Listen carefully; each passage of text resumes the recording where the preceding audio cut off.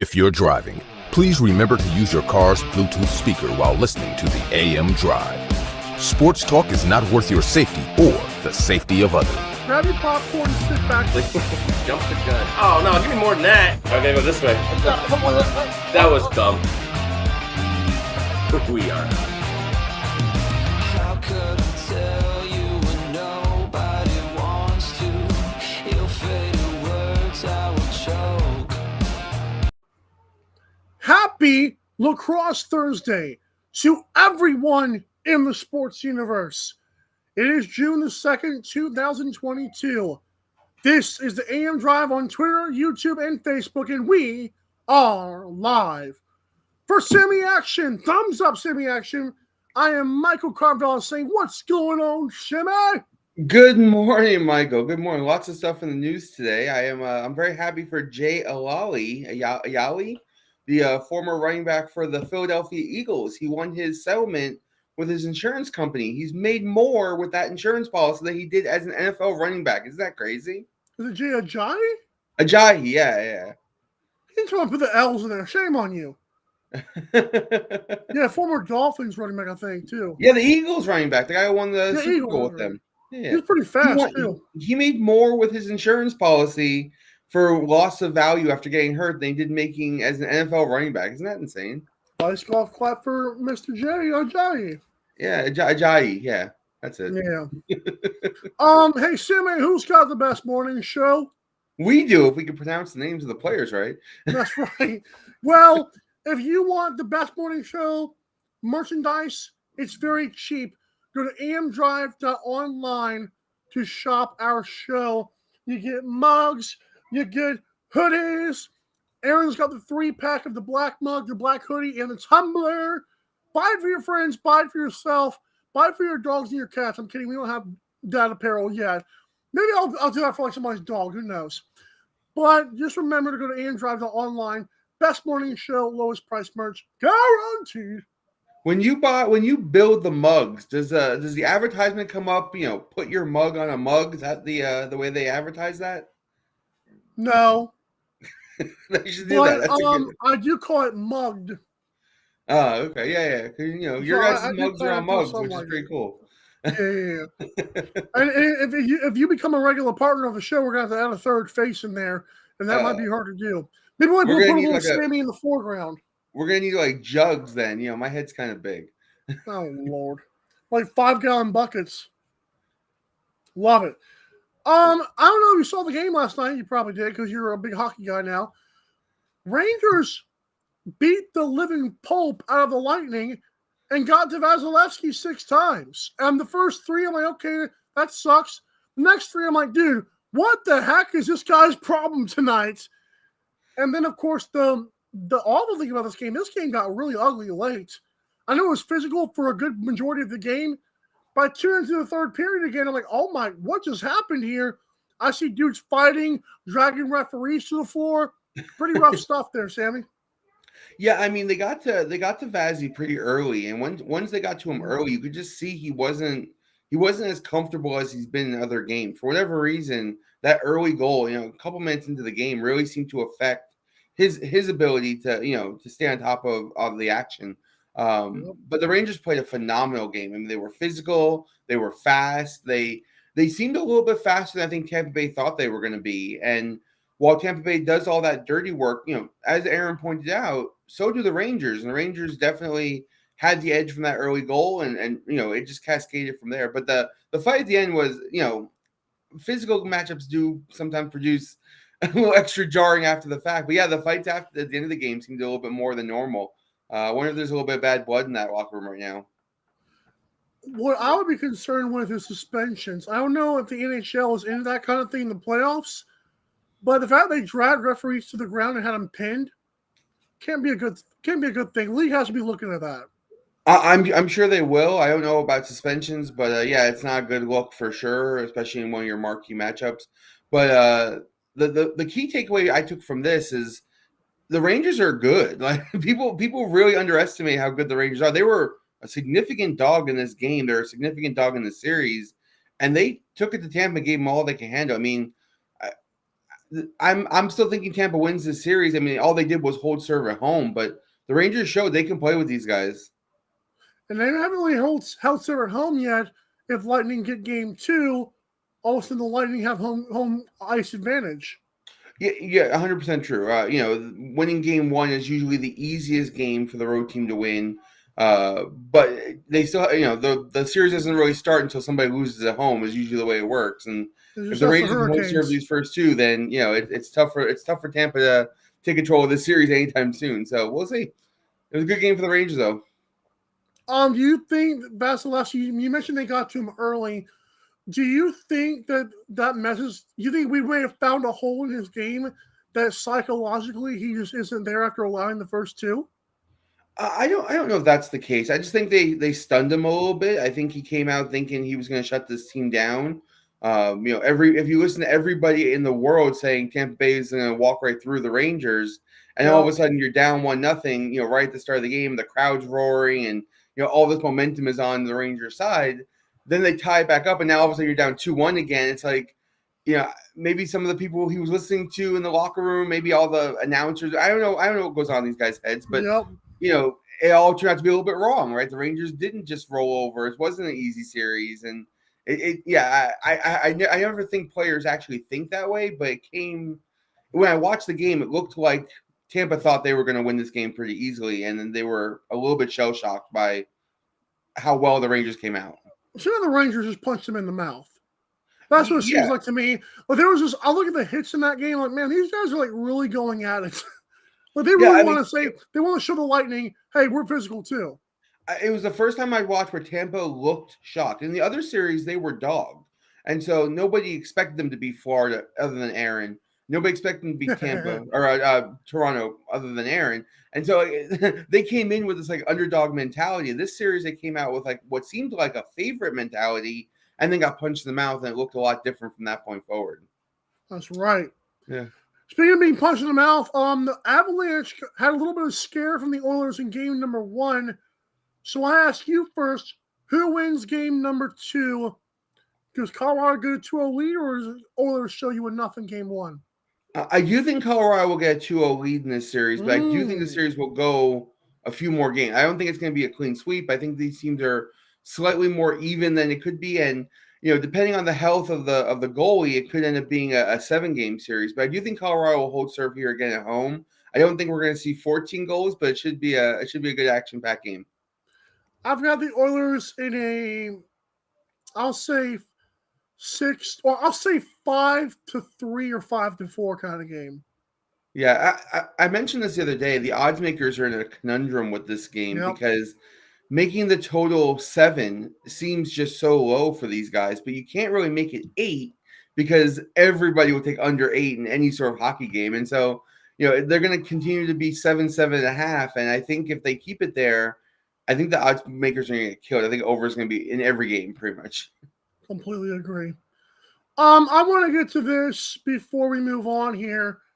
I don't want to say I forgot it because I kind of did, but former Bears and Cowboys running back Marion Barber was found unresponsive at 38 years old yesterday. There was also another shooting in Oklahoma. So for those two things, I want to say my thoughts to those families and friends. I mean, you can do thoughts and prayers all you want to, but seriously, losing one person is bad enough. For a community to lose 4, and of course for a whole bunch of guys that probably knew Marion Barber. My thoughts go to everybody affected by these 2 big news. So shout out Marion Barber. He was a tough running back. And shout out to that senseless, once again, another senseless shooting. Any thoughts on those? Well, I think there was actually another shooting. I heard in South Carolina last night. So that came across my news feed. And I can go on a whole long soapbox on my thoughts on that, but try to keep politics off the show. My thoughts and prayers to everybody involved, and I hope we can find a way to stem the tide and get rid of some of this gun violence in this country. As for Marion Barber, I loved watching him as a fan. Yeah. I obviously don't know him very personally, but 38 years old scares the living hell out of me. As when these guys who are younger than me are in much better shape than me are popping up dead. Obviously, it makes you take life to a different perspective, and Right. my heart pours for those guys involved with him, knowing him and his family and friends. Hopefully, it was no drugs or self-inflicted things. Hopefully, unfortunately, it was something. Hopefully, that God Right. intended. But yeah, tough situation all around. I liked watching Marion Barber when he was a player. Number 24. He had great dreadlocks. He was before the Alfred Morris days in Dallas.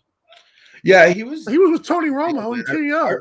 I remember his toughness. He was a short yardage guy and just refused to go down. Had this never-ending engine to keep his legs churning, and he was a pleasure to watch. I'm not a Cowboys fan, but I do have fond memories of watching him barrel through the line. Right. Well, shout out to everyone involved. We're going to go on and take a 5-second break, then we'll go to commercial.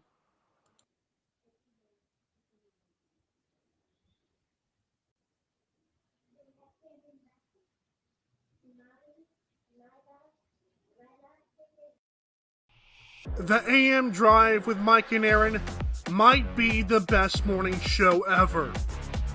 If you love the show, shop the merchandise for $26 hoodies, $16 shirts, even $13 mugs. High quality swag for cheap because Mike and Aaron love the fans.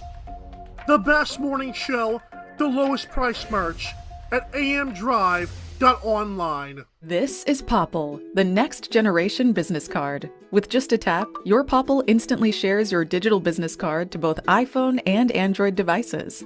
The best part? The other person doesn't need an app or a Popple to receive your info. To pop your info, tap your Popple to the top of an iPhone, the center of an Android, or just scan your in-app QR code. And just like that, all your info is saved to their phone. More connections, more leads, more sales. That's Popple. Download our free app and get your Popple today. Aren't you the Vice Golf guy? Yeah. You want an autograph? Yeah. Actually, I was just wondering if the balls are any good. The balls are amazing. You look like a Pro Plus guy. I thought you'd never ask. It's actually better than my old ball. And it's half the price. Top performing golf ball, half the price. It's almost stealing. Quit searching the globe and get your high-performing golf balls at vicegolf.com. Fanatics.com, the world's largest collection of officially licensed fan gear from all the leagues, teams, and players you love. Shop now and get today's special offer. Fanatics.com, officially licensed everything.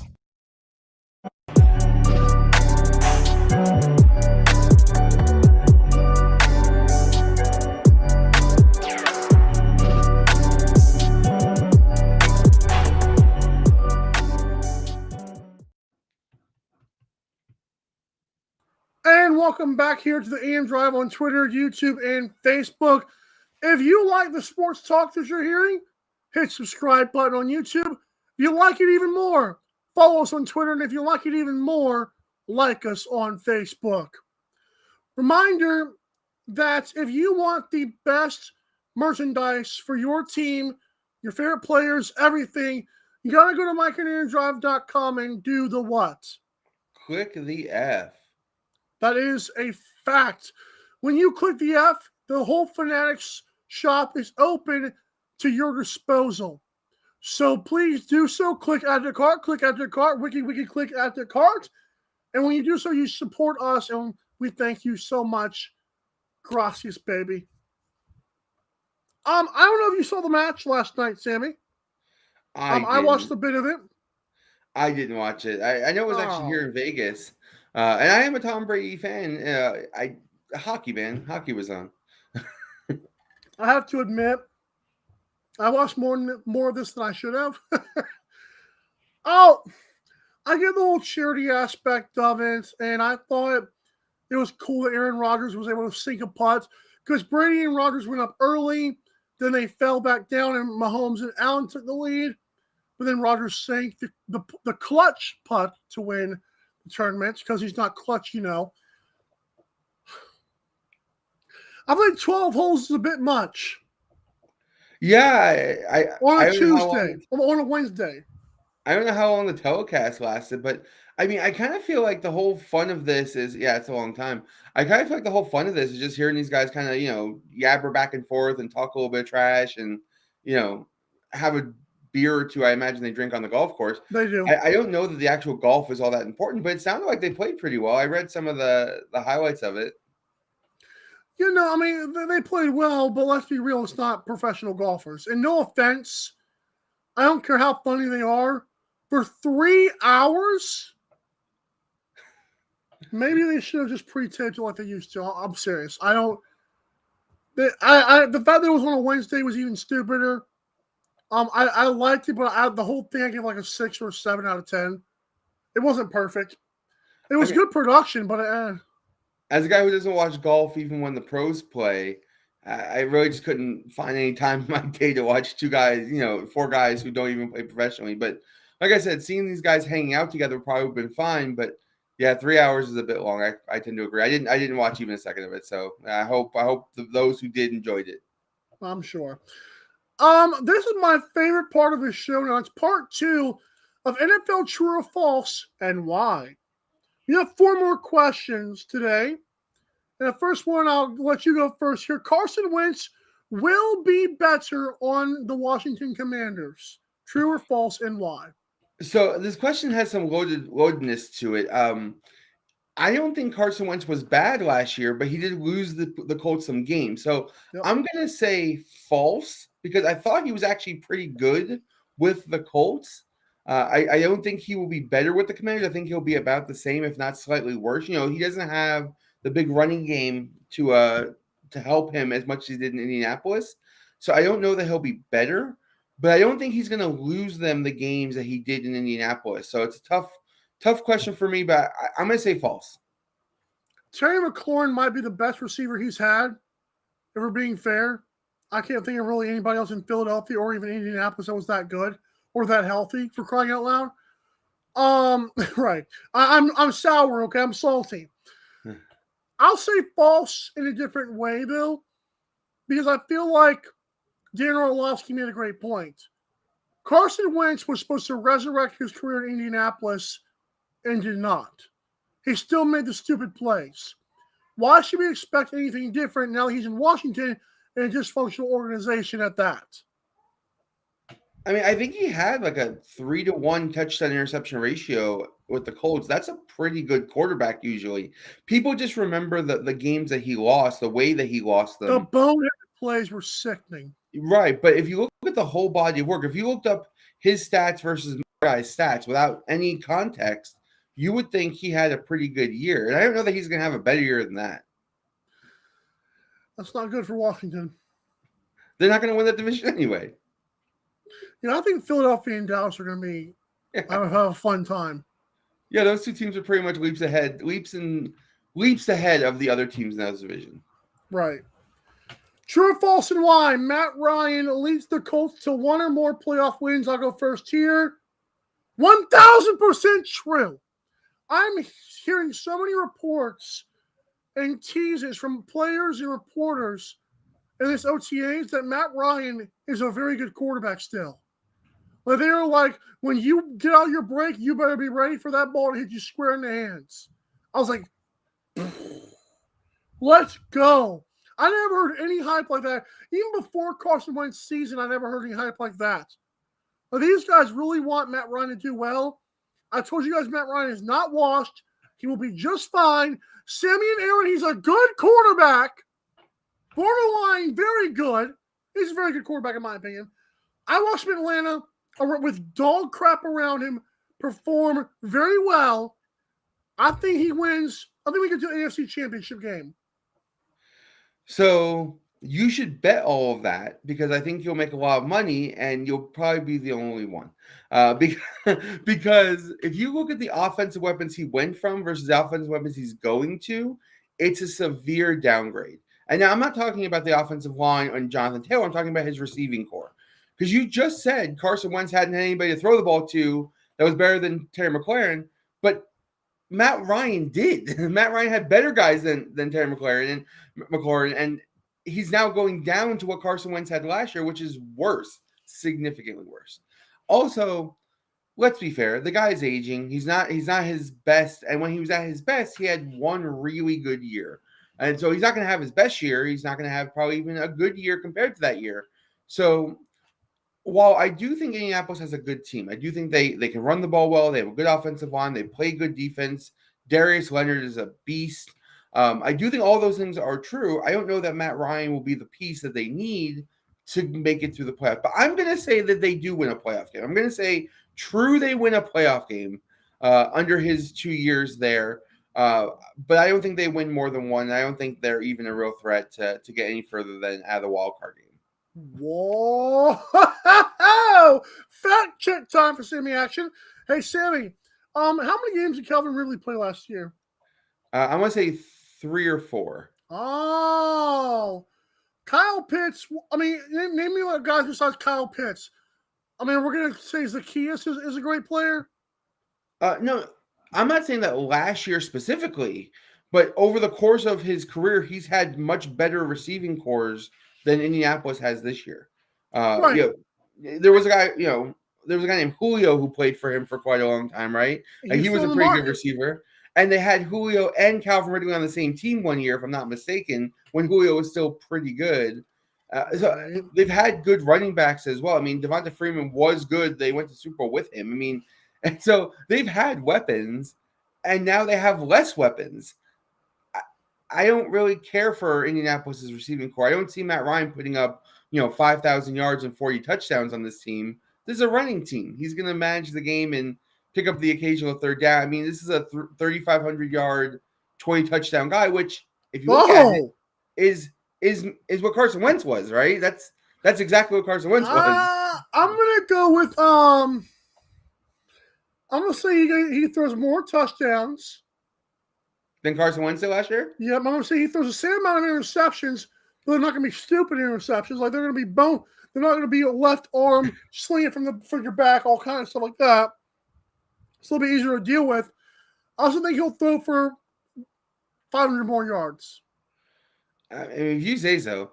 I don't know that Atlanta was that terrible last year on the defensive side of the ball. I mean, I don't remember watching a lot of their games, but he had chances to win games late and didn't come through either. And Matt Ryan was a good quarterback. He wasn't a great quarterback, but he was a good quarterback in his prime. I don't think he's anywhere close to that anymore.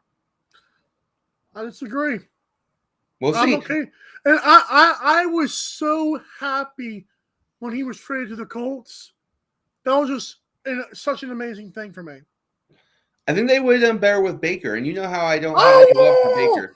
But oh, come on. I think Baker would better fit, especially for the long term. Because Baker did so well with running backs in Cleveland. With the exception of Tom Brady, you know who's undefeated in football? Father Time. Matt Ryan is not young. Oh my gosh. I cannot wait for the Crow Eaters on this show and on other shows. It's gonna be fantastic. Maybe if Matt Ryan became a vampire like Tom Brady, he would play well for the next 5 years. I'm good. The Lions will reach 5 wins. True or false, and why? I'm gonna say true. You know, they won 5 wins 2 years ago. They played tough all year last year. Second year under Dan Campbell, this team's got a lot of talent, especially in the second half of the year when they get their receiver back. I'm going to say true. I don't think winning 5 games in a 17-game season is that much of a benchmark anyway. But I think the Lions are better than people think. I'm going to go true, but they might reach 6. That's what I'm going with here. They won 3 last year. They tied a game. They played tough down the stretch. I don't know. Agreed. I don't think that division's all that tough. I mean, the Bears, agree with that. The Bears kind of stink. The Packers got a little bit worse. Minnesota's never really been great. I don't know. I feel like they can sneak out some wins here or there. I don't think their win total is that much higher than 5. I think it's like 6.5. But really, is it 6.5? I think it's 6.5. I don't remember. I can look it up, but I'm going under. Well, you just said they're going to win more than 5. So well, it's fine. I'm not going to 6.5. Give me a break. Vegas is selling me money right there. I'll take it. Thank you. You know that there are places you can bet these things, Mike. Thank you. Sending with the action. I'll go first here. Daniel Jones will keep his job for another season after this one. I'm going to go false and true. False because Daniel Jones will play well, but it will not be well enough to convince the new regime that he is the reason why they're going to keep their jobs going forward. So I'm going to say he gets exiled to somewhere else, but he plays well there as well. And shows that he's a good quarterback. I do believe he's not going to play out of this world next year, which I say we'll give pause for them to want to draft a Bryce Young or whatever. But I don't believe the new regime is going to have that much faith in him after only one season of playing around him, considering the Giants are allergic to staying healthy. So I will go with Daniel Jones will play good this year, not good enough, get exiled, but he'll be fine somewhere else. And that's a very fair answer. I'm gonna say false. Yeah. If you consider that his job is starting quarterback, because I wouldn't be shocked if he gets benched halfway through this year, and then his job will turn into backup quarterback, and then I think the answer becomes true. Daniel Jones screams backup quarterback to me. He just isn't a guy I think that you can count on to win you games. He isn't great with his arm. He isn't great with his legs. He's okay with both. He reminds me of a guy who can come in relief, give your team a spark. He's a guy who can fill in for an injured quarterback and not suffer too much, but he's just not a guy who wins you games. And Ryan Fitzpatrick. Yeah, right, exactly. He's a lot like Ryan Fitzpatrick, a great example. And there are other guys like that too. I mean, he's going to have an NFL career. He's going to play for a few more years.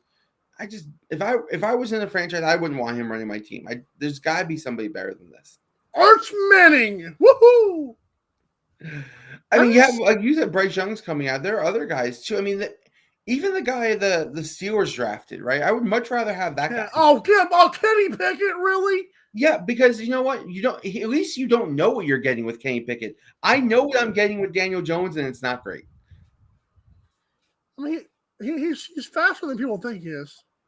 That's wonderful, but he doesn't play. For a white guy, he's pretty fast. I mean, he doesn't really play a position where he can utilize his speed too much. One of my favorite Daniel Jones plays, the play where he had a breakaway touchdown and tripped over the 20-yard line. He still broke away, though. He did break away. It's so Daniel Jones, though, for him to trip over the 20-yard line. That was pretty good. Like, who put this here? Oh. Darn you, Sammy. Hey, have a good one. And tomorrow we're going to do part 3 of this because I got 4 more for you. Yeah, I like it. We can do this every day. This is fun. I'll do it every day until we run out of options. Yeah, sounds like a plan. The football season is just around the corner. Lots to talk about then. Huh? Once football season comes back around, there's lots to talk about then. Football is great. For sure. All right, Shim. Have a good one. See you tomorrow on Fantasy Draft Friday. Sounds good, my friend. Talk to you soon. Yes, sir. All right, guys. When I come back, I'm going to be talking about lacrosse. NLL Finals, Game 1. Premier League Lacrosse and Josh Donaldson. We'll be right back to AM Drive. The AM Drive with Mike and Aaron might be the best morning show ever. If you love the show, shop the merchandise for $26 hoodies, $16 shirts, even $13 mugs. High quality swag for cheap because Mike and Aaron love the fans.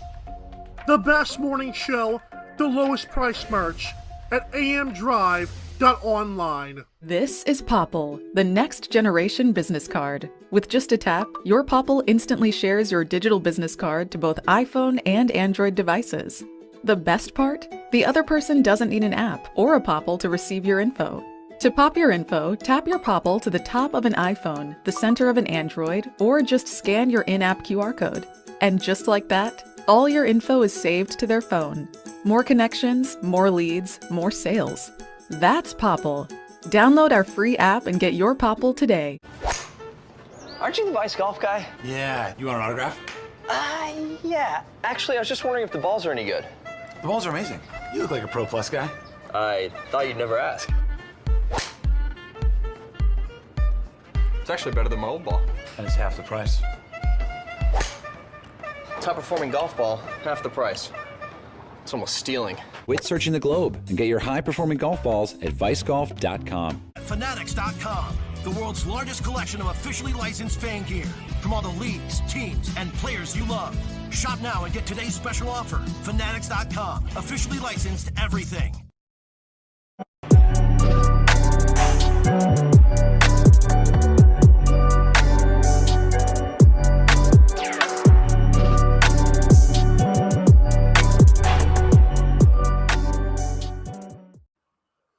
To interact with the show, follow us on Twitter, Facebook, Instagram, and TikTok at AM Drive TV.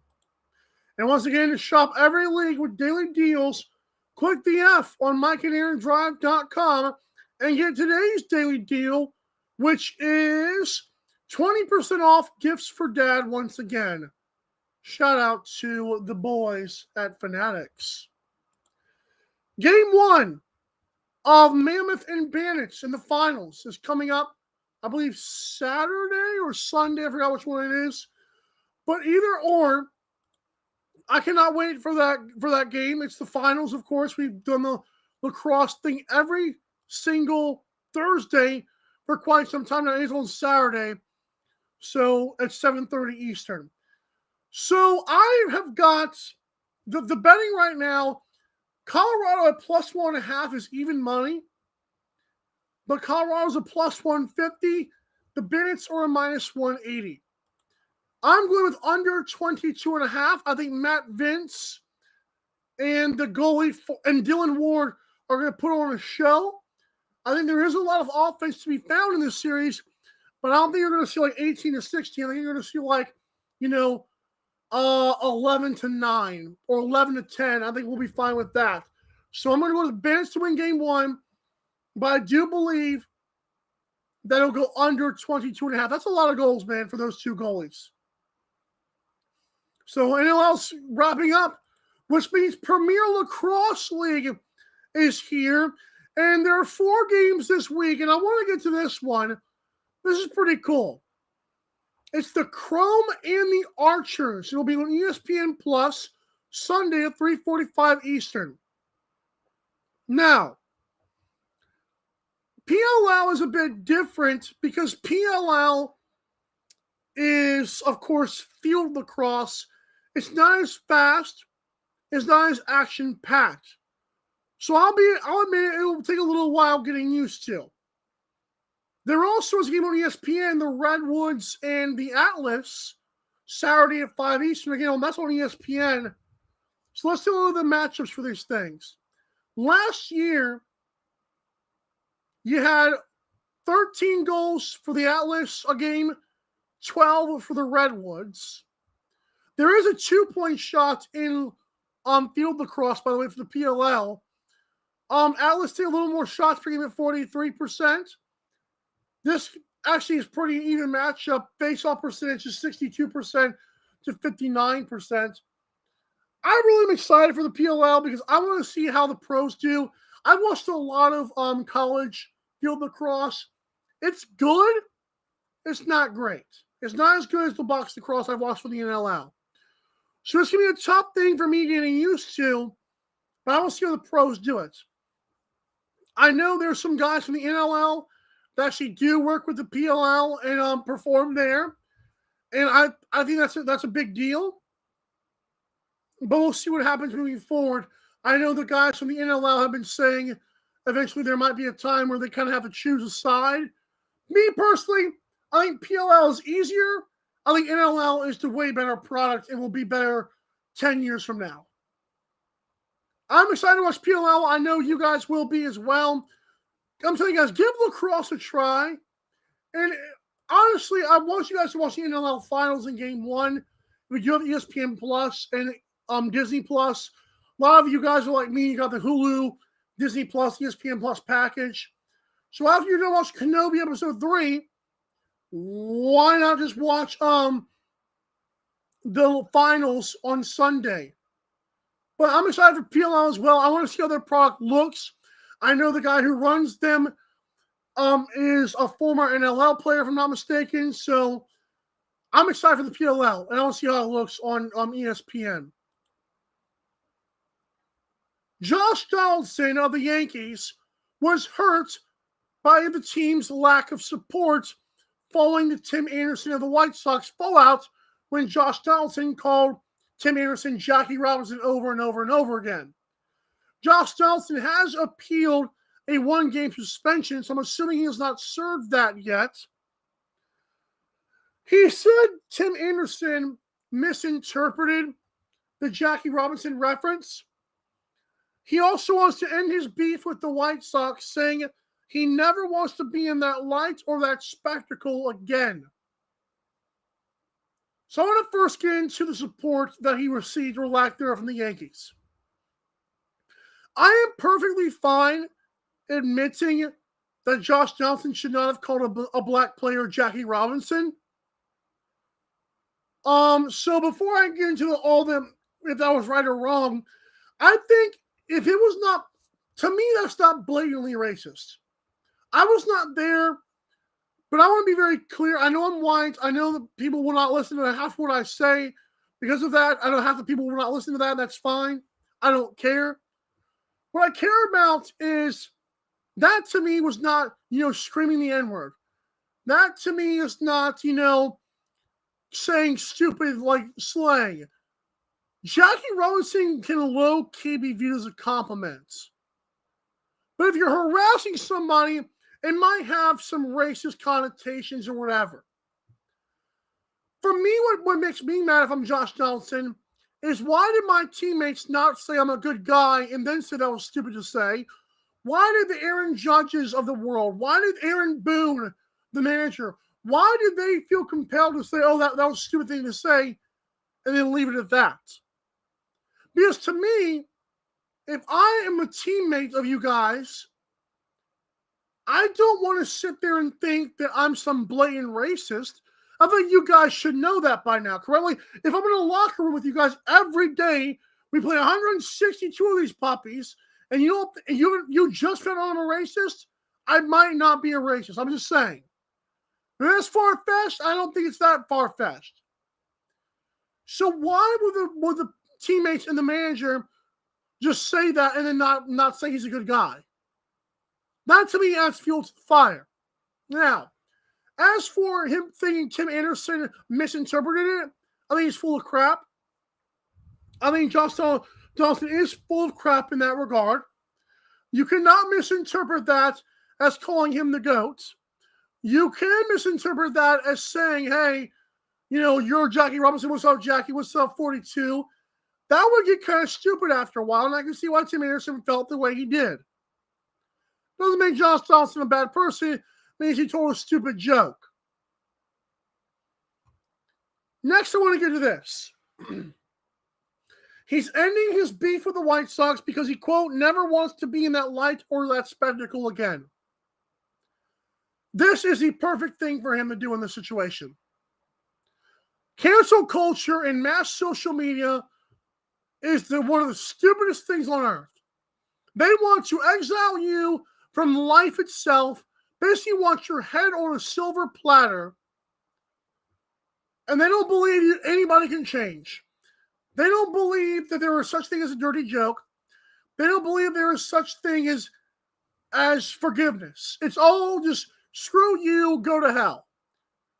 And we hope you never live again. Josh Donaldson is clearly, this is a cry for help to me. Because what Josh is doing here is he knows he screwed up, but now he also is like, well, dang, I screwed up and now I'm being called a racist. So everyone thinks I'm a racist. He's scared of being called that again. Apparently there was something last year with Josh and the White Sox where he was trash talking them somehow. And it's pretty sad that Josh Donaldson, it came to this point, maybe this is the boiling over point, the breaking point of it all.